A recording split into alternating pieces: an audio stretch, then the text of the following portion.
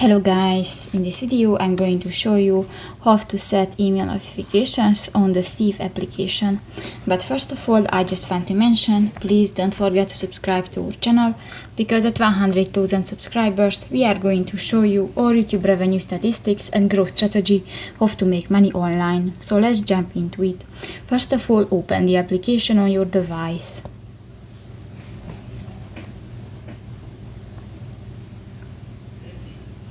That's the home screen, and here you can find the lower bar at the lower side of the screen.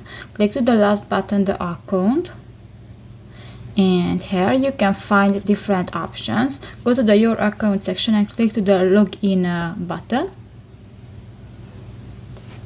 and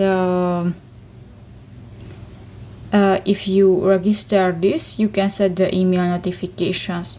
So that's pretty much it for this video, guys. See you in the next one. Bye bye.